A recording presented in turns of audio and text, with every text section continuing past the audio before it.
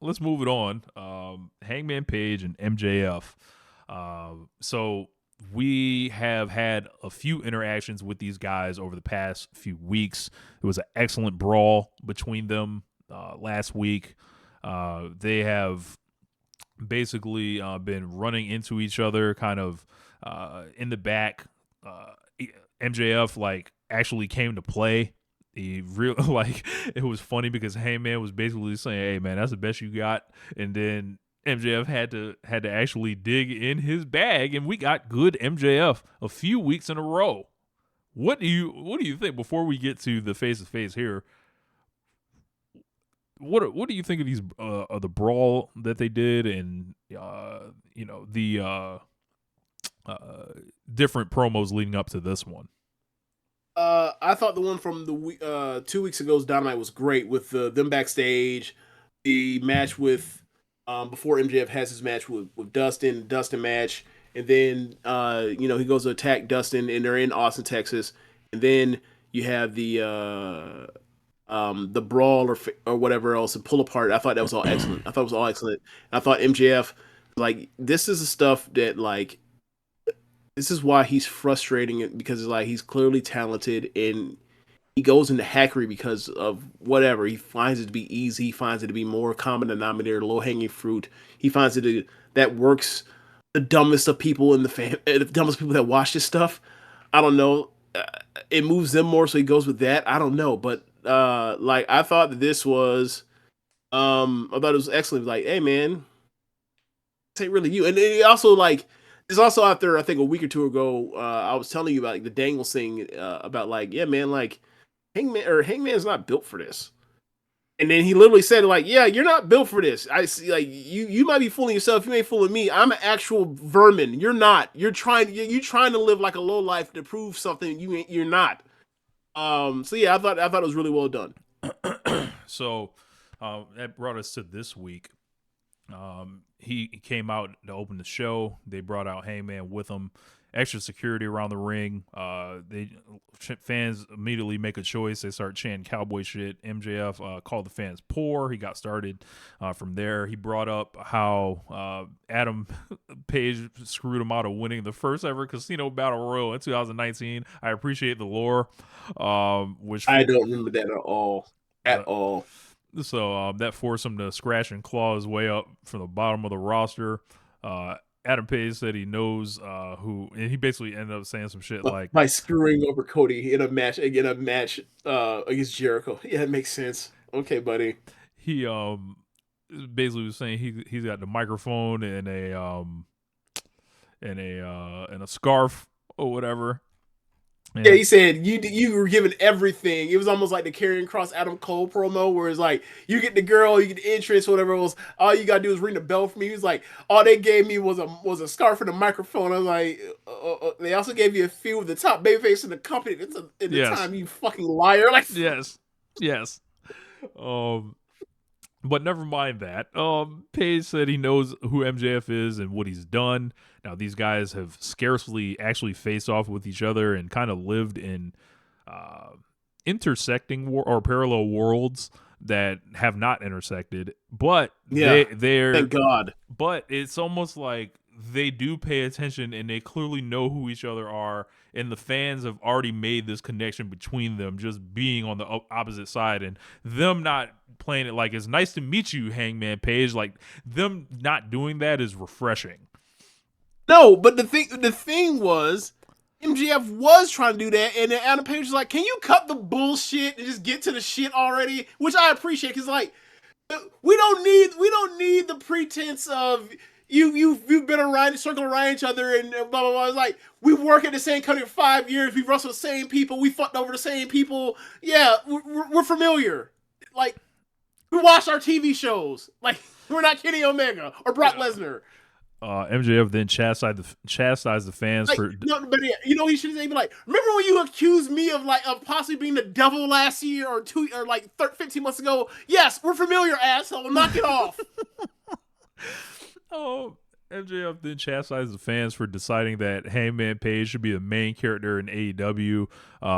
He said, after all, Page has done a lot of crazy and violent things in this company. He runs down every single thing that he's done, from screwing his friends to burning down people's houses, and every single one of them got more cheers.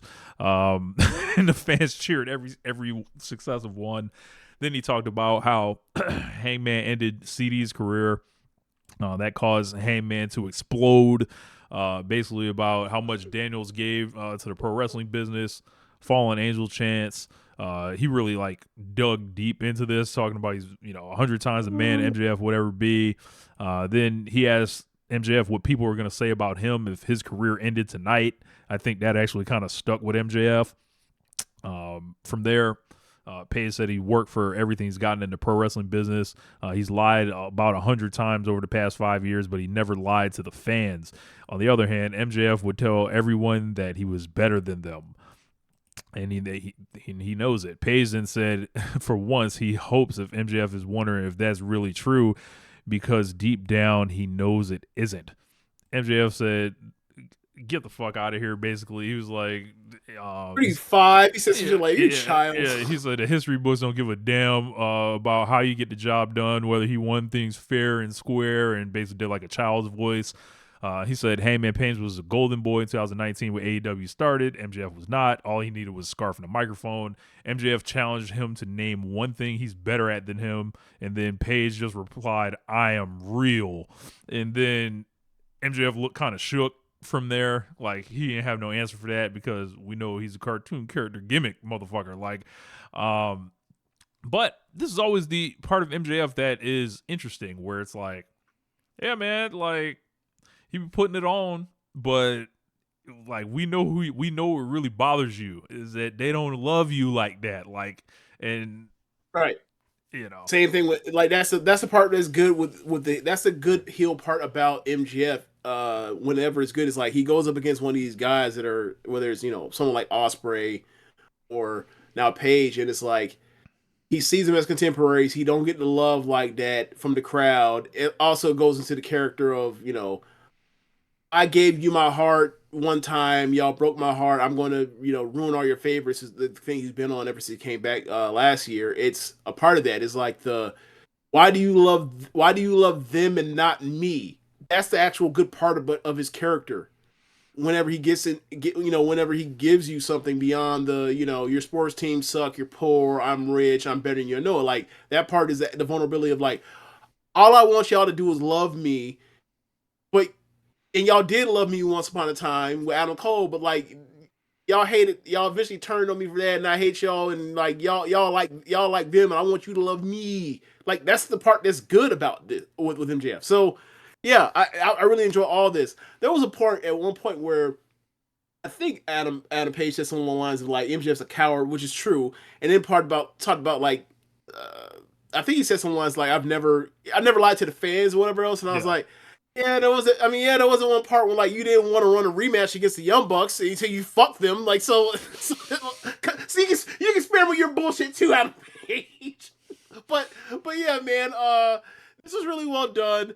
There was some parts where I was there's a little bit more. Okay, sorry. Go ahead. Yeah, MJF then said Page can be the main character all he wants because he has no problem being the bad guy. Kind of echoing what Swerve said to Ricochet. Kind of. Yeah. Almost as if doing a little clipping right there, remixing. Oh, no. It's going to all converge at some point. Maybe. The two had a face-to-face from there. Security got on the apron. Things got heated.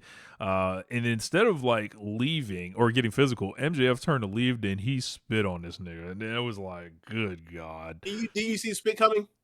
I didn't. No, I just was like. Oh, I did. Now, I saw it. I was like, oh, he's going to spit on him. Because that's MJF. He couldn't dick kick him because, physicality, he's going to spit on him. And he did. And then we got security holding Hangman back. MJF taunted him from the stage. Then all of a sudden, Christopher Daniels just appeared after the Page takes out the security.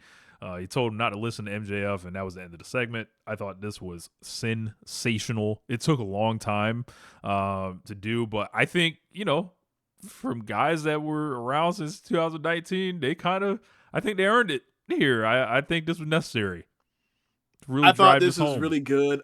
I thought this was really good. But like it's both of them have their points where they're both right. Like MJF doing like and also they've been setting this up because like when Hangman had basically laid out all those geeks, I want to say a couple weeks ago, security geeks or whatever else. I was like, oh okay, he's turning babyface again, but he's still coming out the hill tunnel. He's Whatever else, I'll leave that tunnel talk to discuss that. But like, eventually, he's gonna come out the out the good boy hole, as the tunnel talkers call it, and they're gonna lose their shit. It's like, Trish has been hitting that, and I think this makes a lot of sense. Like, we'll know he's babyface when he does something with like turning around and coming to the ring or whatever. Like, because that seems to be like the his storytelling mechanism right now, because he got the huge reception for that when he turned around, walked in the ring to fuck up Swerve, and then he did it again Daniels. With the Daniels thing, and then like there's gonna be something that basically is like, nah, like I think there's a lot to that. Yeah, possibly. That could just be his thing that he only has for when he's in bad guy mode. But we'll see. But Brewhaven said no more mustache. Like, nah, the mustache is.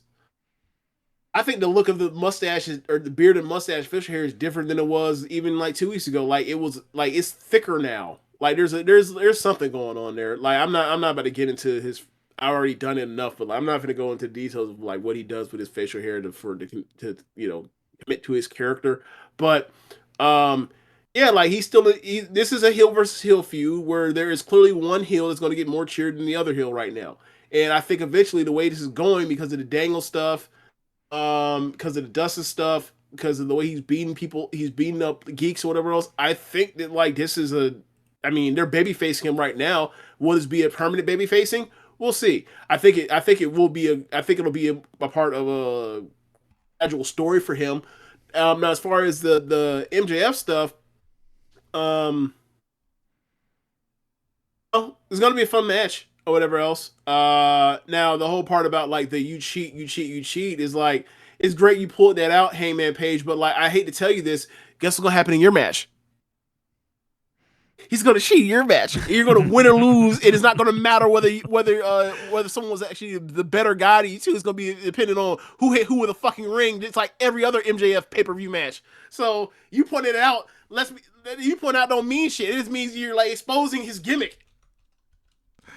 So yeah. It's like if there were ever gonna be a time where they weren't gonna do that, it would have been the Regal shit. And then what happened? Oh, you didn't use it. All right, use my brass knucks. I want the fuck. So it was just the kind of weapon he used, whether or not he cheated, deserves to be the champion. Fuck out of here. Because the ring is special, because he also talked about how he actually won the ring originally. It was by beating Hangman. Totally forgot about that. Yeah, I had no idea I had totally forgot that he even wrestled in a singles match. So it's like within the first like 7 episodes of AEW Dynamite. All right, we're over 5 years in. We had